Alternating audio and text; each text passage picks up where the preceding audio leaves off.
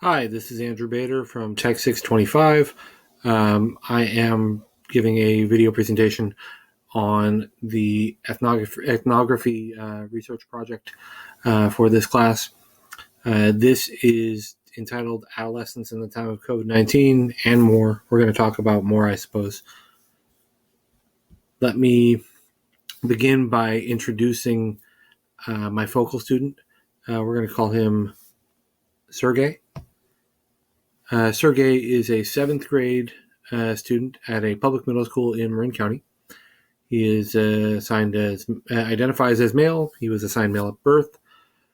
He is a Ukrainian immigrant coming from a middle-class background. His mother and adopted father are now separated. His mother married his adopted father and came to the United States in 2015 with Sergey.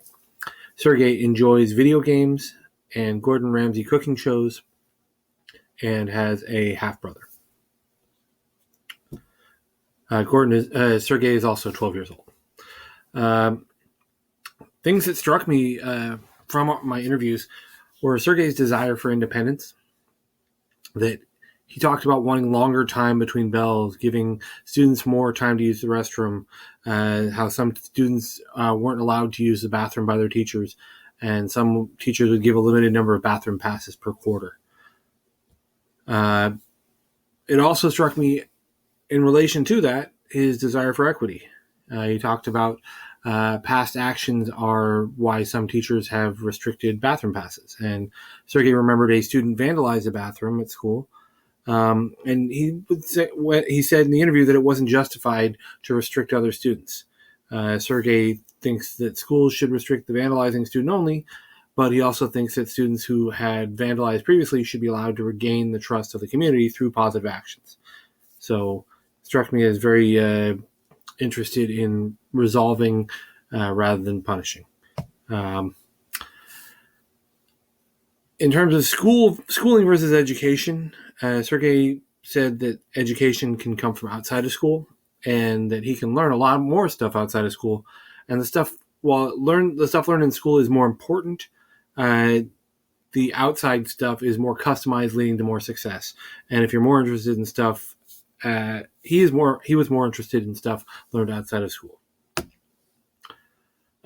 His motivation was something that took me aback. He told me that as a child in the Ukraine, even elementary school students were given standardized testing, and that you had to take and get good scores on tests in elementary school to stay in and get into and stay in good schools. And if you didn't, you'd be letting, in his words, your mom down and yourself down. And he brought those Ukrainian educational experiences with him to school in the United States. And it seems that fear of failure is a real motivating factor for him. So the too long didn't read stuff. I go into much greater detail on this in my ethnography assignment, but the impact of COVID on children is going to have societal impacts for many years. We didn't trust children to know what was best for them before, as evidenced by simple restroom responsibilities or privileges. But now they're on their own completely academically. And this is a complete 180 from where things were just a few months ago. Children just learning to express themselves now are now forced to do so only digitally. That means that entire swaths of students who are not quite ready or don't know how to do it properly or are prone to mistake or whatever are going to be left to their own devices, and that can have all sorts of negative effects later down the road. And how children motivate themselves to do well is a function of their life experiences. As Sergey demonstrates, his experiences in the Ukrainian education system have dictated his motivations and what motivates him, rather, in the American education system. And we have no idea what this will look like for the children of today.